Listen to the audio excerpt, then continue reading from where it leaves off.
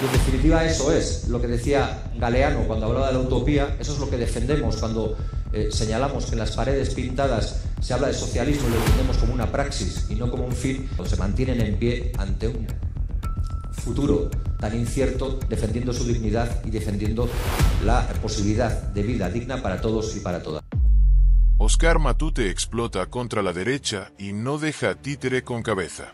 Lo que Oscar Matute soltó en este discurso es pura dinamita política. Con una claridad y una contundencia aplastantes, Matute se metió en todos los charcos que la derecha española odia que se toquen: la independencia, el antifascismo, el antirracismo, el feminismo y la defensa radical de las clases populares. Desde el primer minuto dejó claro que no tiene miedo, que no se calla, que entra a los debates más incómodos porque quiere, porque sabe que es allí donde se define el futuro de nuestros pueblos y de nuestras luchas. Frente a una derecha que fabrica odio y mentiras, Matute habló de dignidad, de democracia radical y de soberanía popular sin pedir permiso a nadie. Arremetió contra el discurso de la unidad de España impuesto por las élites económicas, defendió el internacionalismo desde una perspectiva soberanista y dejó en ridículo a los que todavía intentan enfrentar independencia y lucha de clases.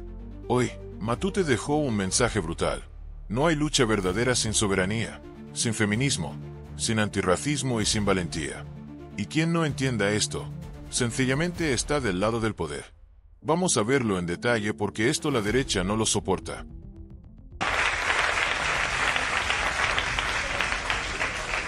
Mila esker, bihotz arregatik. Sabía que no iba a ser fácil y me había traído todo un discurso escrito y con Rufi, con letra grande, porque era un poco peor. Y lo hacía por responsabilidad, porque de verdad que lo que pueda decir hoy aquí, lo que podáis entender de lo que yo diga aquí, me importa mucho más y me impresiona mucho más que toda la gente a la que nos toca enfrentarnos en el Congreso de los Diputados, incluso a la institución. Por respeto, darme ya a nuestra propia realidad, que quizás es la que igual nos puede interesar más por exótica o por distorsionada, que también, pues también me voy a hacer un viaje, pero esta vez al pasado. Hay mucha gente, y esto lo hago con plena intención, me meto en charcos porque quiero. Hay gente desde la izquierda y desde un nacional chauvinismo mal planteado desde mi punto de vista en términos intelectuales, que viene a decir que Engels ya dijo lo que era el País Vasco y que Engels en su día dijo que el País Vasco jamás sería independiente porque sería absorbido por naciones con capacidad absorbente y con historia como Francia o como España.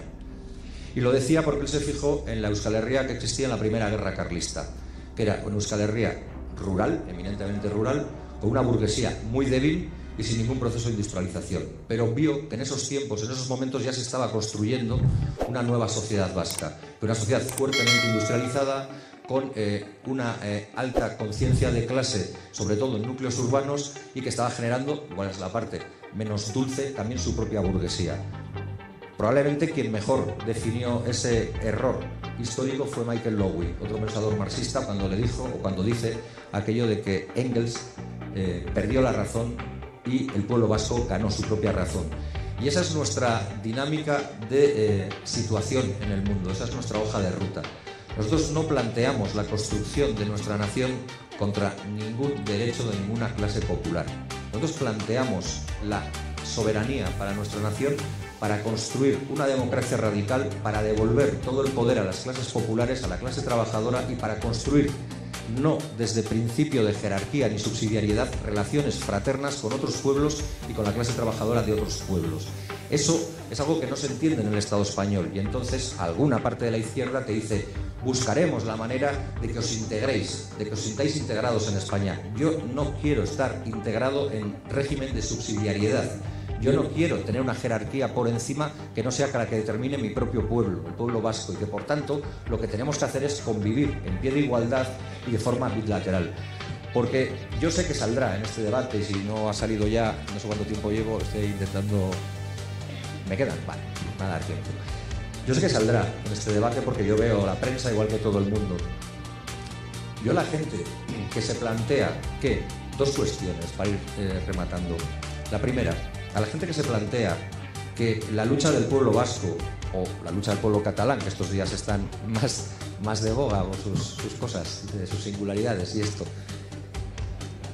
que bueno, porque nosotros ya tenemos igual desde hace tiempo, no es una crítica. Pero para la gente que se plantea que esto rompe un marco común, le diría, si no se está dando cuenta de que la idea que defiende, la idea de la España unida, como bien decía Jean-Paul Sartre cuando criticaba a determinados chauvinismos e izquierdismos, tanto de parte del socialismo y el comunismo español como francés, no está contribuyendo a la permanencia de las élites en su posición de dominio, porque la idea de la España unida, de la marca España, es una idea construida por las élites económicas, por el capitalismo o por el capital del Estado español, nunca por las clases populares. No creo que haya jornaleros en Andalucía que sufran porque los trabajadores vascos alcancen mayores cotas de bienestar. Yo os garantizo que no hay trabajador vasco que sufra. Muy al contrario, que no se alegre porque los trabajadores y los jornaleros de Andalucía sigáis plantando cara y sigáis poniendo las cosas en su sitio a los señoritos, que a nosotros los llamamos jauchos, pero vosotros señoritos. Y hay otra reflexión que también quiero hacer para las gentes de la izquierda. Yo me he enfrentado muchísimas veces a esta pregunta, no sé si hoy tocaría, a modo de reflexión o de pregunta, lo de cómo se puede ser independentista y de izquierdas, o cómo se puede ser nacionalista y de izquierdas, o soberanista y de izquierdas. Y yo creo que plantean un falso dilema. Y se parecen a Ayuso cuando dice, elige o comunismo o libertad. Si yo defiendo que la soberanía es el escenario más alto de libertad y el escenario más alto de democracia radical, ¿en qué difiere o en qué contraviene a la propia izquierda y a la esencia de la izquierda la conjunción de esas dos fórmulas que permiten a mi pueblo avanzar de manera mucho más decidida y con mucho más apoyo y arraigo popular? Quizás se haga por falta de ambición, pero yo no concibo una izquierda que no es ambiciosa. Quizás se haga porque se teme que de esa salida al falso dilema se debiliten sus posiciones. Pero esa es una posición retardista, esa es una posición que en todo caso relega las luchas. Porque las luchas, también como decía Jean-Paul Sartre, ya que le he citado antes, se vuelvo a citar ahora, no se pueden planificar en laboratorios. Las luchas y las revoluciones no son químicamente puras, no es un ejercicio abstracto y perfecto plasmado en un papel. Son la experiencia de luchas, son la experiencia en los centros de trabajo, en los call centers, en los centros de enseñanza, en las movilizaciones sociales, en todas las luchas por la dignidad del ser humano y por la dignidad de un pueblo como sentimiento colectivo. Por tanto, a toda esa gente que dice defender el soberanismo debilita a la clase obrera, esa gente es la que también, y seguramente no soy el único que lo ha oído, está empezando a decir que el antirracismo debilita a la clase obrera, el feminismo debilita a la clase obrera, el antirracismo y otras, el ecologismo debilita a la clase obrera. Y es mentira, es una falsa prelación, un falso entendimiento de lo que son las luchas sistémicas y de lo que son en todo caso las necesidades de poner en pie de igualdad todas las luchas, la multidimensionalidad. Porque a la gente se acerca a la lucha a través de diferentes intensidades y necesidades o diferentes motivaciones, pero todas pueden ser igualmente válidas si el horizonte, y voy terminando, es construir una nación soberana para transitar hacia una democracia radical que nos lleve a un cambio social que transforme nuestras vidas para transformar nuestros futuros. Y en definitiva eso es lo que decía Galeano cuando hablaba de la utopía, eso es lo que defendemos cuando señalamos que en las paredes pintadas se habla de socialismo y lo entendemos como una praxis y no como un fin, y es lo que yo veo o quiero ver y quiero seguir viendo en realidades como la de Marinaleda, cuando se mantienen en pie ante un futuro tan incierto, defendiendo su dignidad y defendiendo la posibilidad de vida digna para todos y para todas.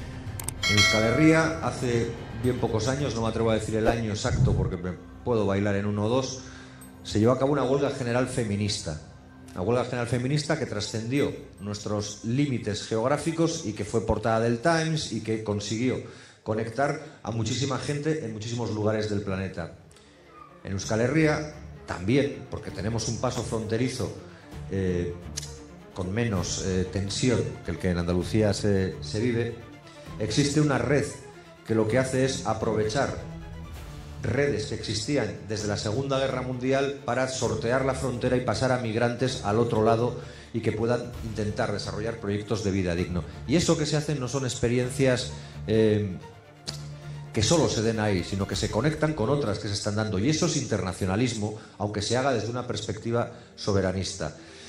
Y creo que también sería importante, por recoger lo que decía Noé y lo que también se ha comentado aquí sobre el bloque histórico, la oportunidad del tercer bloque histórico, que pasáramos a la ofensiva.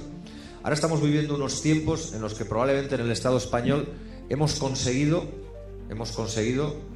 que la vivienda o el problema de la vivienda empiece a abordarse desde parámetros que obligan a respuestas estructurales. No vale decir lo del Inquiocupa, bueno, para algún cantante puede valer, pero no vale lo del Inquiocupa y no vale decir que Desocupa te lo arregla ni nada por el estilo, porque sabemos que el problema es más grande. ¿Pero qué está haciendo ahora la derecha y la extrema derecha? Pues buscar otro foco. Y el foco, si habéis atendido un poquito este verano a lo que salía, ya era otra vez nuevamente el racismo, ya era la migración. Yo creo que ahí el soberanismo puede ir de frente. Yo no sé en vuestras naciones y creo que no es de manera diferente. Para nosotros, que en el fondo somos muy tradicionales, para nosotros vasca es toda la persona que vive y trabaja en Euskal Herria, punto y final. Y esa es una máxima de históricos dirigentes de la izquierda abertzale desde los años 70. Y esa máxima es algo que no pueden decir, por desgracia, entiendo, los diferentes partidos o muchos partidos del Estado español, que nos hablan de cupos de devolución, que nos hablan de devoluciones en caliente, que nos hablan de regularización de algunos y de otros no, y que nos hablan de exportación de gente, de personas, para que no se sobrepasen o no se sobrellenen sus poblaciones. Por tanto, ahí sí podemos ofrecer una cara más democrática, una cara más abierta y tolerante. Curiosamente, desde aquellos lugares donde si algo se nos ha imputado es que éramos sociedades cerradas, sociedades restrictivas y sociedades que incluso miraban por encima del hombro a otros pueblos por entenderlos en un nivel de desarrollo inferior. Pues ahí podemos combatirles y empezar a construir esa polarización de respuesta. Porque tampoco, y termino ya, no nos vamos a engañar. Nosotros, cuando construimos Euskal Herria Bildu, allá por el 2011, teníamos dos posibilidades. Podíamos haber construido un refugio para nuestra base militante, haber construido un refugio amplio para seguir soñando en reuniones colectivas nuestra revolución pendiente y para seguir caminando por el camino de la utopía hacia ningún lugar, pero decidimos construir un proyecto hegemónico. Y ese proyecto hegemónico necesita de articulaciones, de luchas que nos hagan ser cada vez más, como decía Gabriel. Y es ahí donde tenemos que encontrarnos con otros pueblos, y es ahí donde tenemos que encontrarnos con otras luchas. Porque si no, nosotros podremos seguir haciendo dique de contención contra la extrema derecha y contra la derecha extrema. O sea, podremos seguir dando nuestros votos, y así lo dijimos en campaña electoral y lo hemos hecho, gratis et amore, a aquello que no fuera el PP y Vox. Y podremos hacerlo. Y eso no va a evitar, porque sociológicamente el Estado español está girando a la derecha, o eso es lo que yo percibo, eso no va a evitar que tarde o temprano alcancen el poder. Si no, tomamos una actitud valiente. Por eso, y termino ya, decía en la primera intervención que yo no quiero una izquierda ni conformista, ni quiero una izquierda con miedo. Que yo quiero una izquierda desacomplejada y una izquierda que vaya siempre a la ofensiva, porque en definitiva es tanto lo que tenemos que recuperar que no nos podemos permitir un paso atrás, siquiera para coger impulso. El discurso de Oskar Matute es un puñetazo directo a las entrañas de la política cobarde. Una declaración de intenciones que desnuda la hipocresía de la derecha española y de todos aquellos que desde la falsa izquierda siguen defendiendo el status quo bajo capas de retórica vacía. Matute no solo se enfrentó a la ultraderecha, se enfrentó a todos los miedos y complejos que frenan a la verdadera izquierda. Con una firmeza demoledora, explicó que no se puede hablar de transformación social si no se defiende la soberanía de los pueblos, si no se lucha por el feminismo, si no se combate el racismo, si no se abraza el ecologismo y si no se entiende que todas las luchas son una sola. La derecha fabrica odio con la migración, con los ocupas, con el independentismo, mientras ellos mismos son los que precarizan las vidas y roban el futuro. Y Matute lo desenmascara sin miedo, diciendo lo que tantos piensan y muy pocos se atreven a decir. El enemigo no es el migrante, no es el joven que huye de la miseria. El enemigo son los señoritos de siempre, los de los áticos de lujo y las cuentas en paraísos fiscales. También dejó claro algo que duele a muchos progres de salón. El soberanismo no es el enemigo de la izquierda, sino su expresión más radical de libertad y dignidad. Y no hay una verdadera transformación posible si no se permite a cada pueblo decidir su destino. Esa es la verdadera democracia, y no la caricatura de unidad nacional fabricada por las élites para seguir dominando. Matute nos recordó que las luchas no son químicamente puras, que se hacen en las calles, en los trabajos, en los barrios, en las trincheras cotidianas, no en los despachos de las grandes capitales. Que no podemos permitirnos ni un paso atrás, porque el avance de la extrema derecha es real, y si no somos ofensivos, valientes y desacomplejados, ellos terminarán arrasando todo.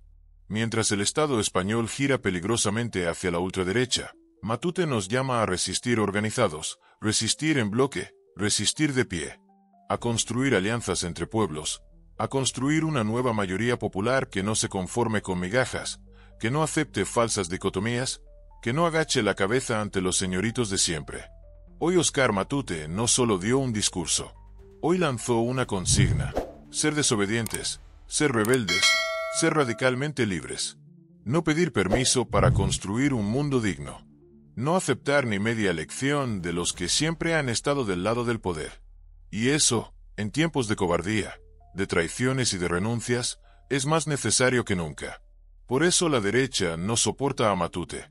Por eso le temen. Porque les recuerda cada segundo que su mundo de privilegios se sostiene sobre una mentira. Y que cada vez somos más los que no vamos a callarnos. Gracias, Oscar Matute. Hoy nos recordaste porque luchamos. Y porque jamás retrocederemos.